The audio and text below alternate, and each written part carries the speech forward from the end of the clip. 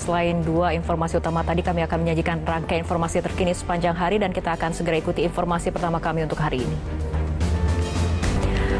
Pemirsa, terdakwa pembunuhan Yosua Putri Chandrawati tidak kuasa menahan tangis saat mengulang cerita kejadian di Magelang. Ia bercerita saat Yosua yang sudah berada di samping kakinya di dalam kamar.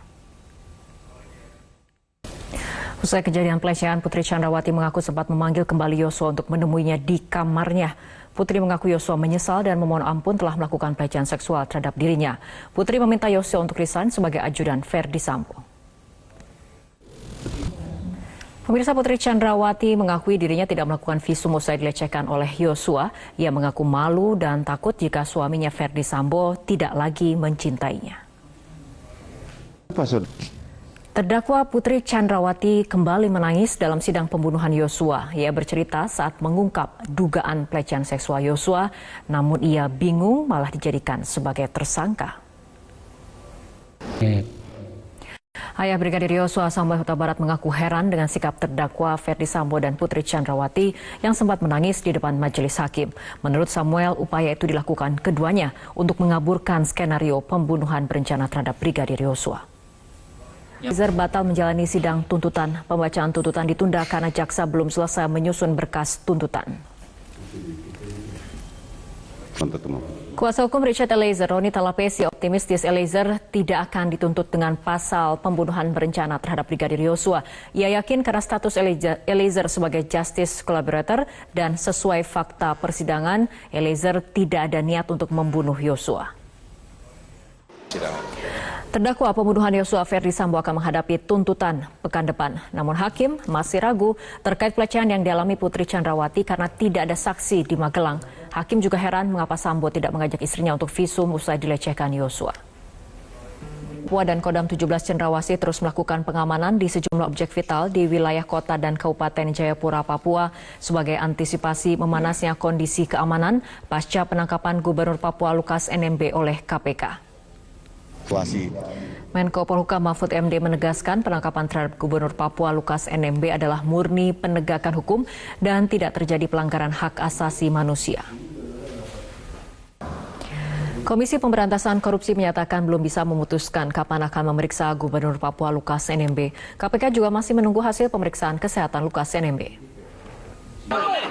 Pemirsa, hingga kini KPK masih menunggu informasi terkait kondisi kesehatan Gubernur Papua Lukas NMB yang sedang menjalani perawatan di Rumah Sakit Pusat Angkatan Darat Gatot Subroto, Jakarta Pusat. KPK belum bisa langsung memeriksa Lukas sebagai tersangka usai dirinya ditangkap kemarin. Informasi selengkapnya akan disampaikan oleh jurnalis MGN Nisrina Kirana langsung.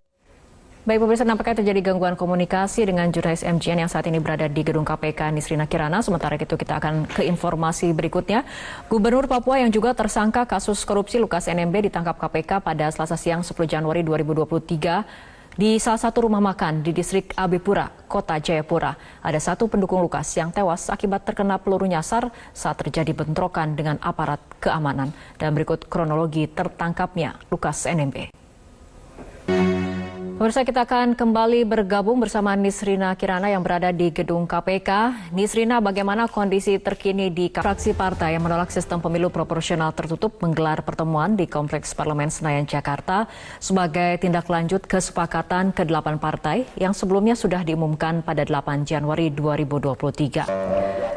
PDI Perjuangan diprediksi menggunakan jurus lama untuk mengumumkan calon presiden, yakni di menit-menit akhir sebelum masa pendaftaran ke KPU. Langkah tersebut merupakan strategi yang biasa digunakan PDIP, terutama untuk meredam lawan-lawan politiknya.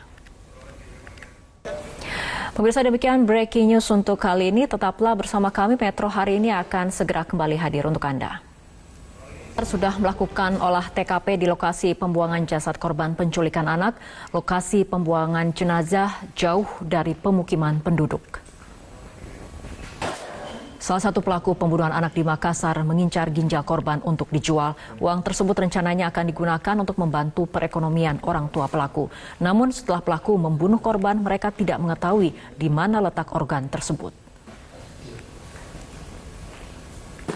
Kita beralih ke informasi berikutnya, pemirsa. Sambil berurai air mata, terdakwa kasus dugaan pembunuhan berencana Brigadir Yosua Huta Barat, Putri Chandrawati mengaku dirinya bagaikan sudah jatuh tertimpa tangga. Menurut Putri, selain menjadi korban pelecehan, ia juga dijadikan terdakwa. Putri Chandrawati mengaku dirinya tidak melakukan visum usai dilecehkan oleh Yosua. Ia mengaku malu dan takut jika suaminya Ferdi Sambo tidak lagi mencintainya. Pemirsa, usai sudah kebersamaan kita dalam Metro hari ini, mewakili kerabat kerja yang bertugas, saya Fitri Megantar mengucapkan terima kasih atas perhatian Anda. Tetaplah bersama kami, sesaat lagi Prime Time News akan segera hadir untuk Anda.